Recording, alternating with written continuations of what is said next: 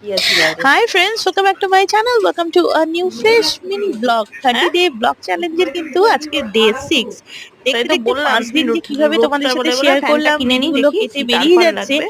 সত্যি বন্ধুরা খুব ভালো লাগছে জানো তো, আস্তে আস্তে অনেক বেশি মানে একটা ভালো লাগার একটা আলাদা রকম ফিলিংস বোধহয় গ্রো করে যাচ্ছে। এনিওয়ে সকালে ছিল আজকে সানডে, সেই জন্য স্পেশাল নুডলস দিয়ে ব্রেকফাস্ট করে এখন স্নান করে রেডি হয়ে নিয়েছি।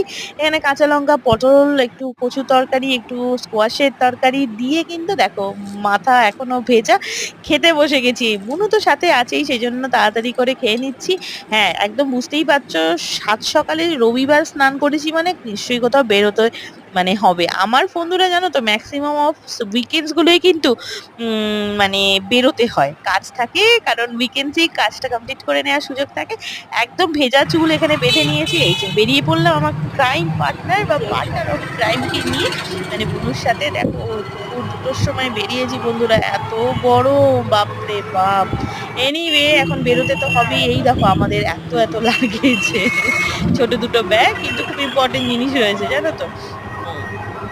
কোথায় যাচ্ছি এই তো খানিকক্ষণ পরে দেখলেই তোমরা বুঝতে পারবে। রাস্তার অবস্থা দেখো একদম শুনশান। এমনিও আমাদের কিন্তু রবিবার মার্কেট বন্ধ থাকে। এখানে বাসের সামনে চলে এসেছি টিকিট নিয়ে। আমরা একটু আগেই পৌঁছে গেছিলাম। দেখো গাছ লাগানোর কত উপকারিতা, মাথার উপরে কৃষ্ণচূড়া গাছটা কি সুন্দর এই গরম রোদ্রটাতে কিরকম ছায়া প্রোভাইড করছে, দুর্দান্ত লাগছিল ছায়াটাতে দাঁড়িয়ে। প্রচন্ড গরম, বাসটা সদ্য সদ্য উঠে রোদের অবস্থা দেখো বন্ধুরা। গরম মানে তখন 4টে মতো বাজে, ভয়ঙ্কর রোদ, অস্থির অস্থির লাগছে। মনে হচ্ছে ইস বন্ধুরা একটু যদি বৃষ্টি হতো। সেই বৃষ্টির অপেক্ষাতে তো উত্তরবঙ্গবাসী আমরা বসে আছি আজকে। তো বাস এই যে ছুটছে বাসের মতো করে। বাস জার্নি কার কার তোমাদের পছন্দ আমাকে কিন্তু জানাবে অবশ্যই।